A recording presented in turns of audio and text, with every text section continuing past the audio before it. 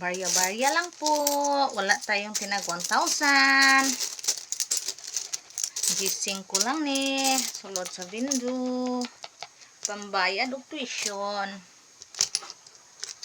Bayad na mo ni tuition kay raman kong nag-saving sa ani kay di man ko kakaya mo bayad og tuition og bigla.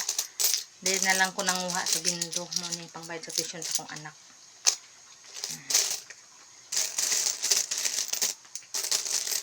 Kaloy-an pod baya, daghan kaayo og kompetensya nga mga bindo, nagtapad-tapad ang mga bindo pero mga bindo masin pisuway pa pero kaloy-an po napoy manghulog diri sa kuha mo ni ako nakuha karon.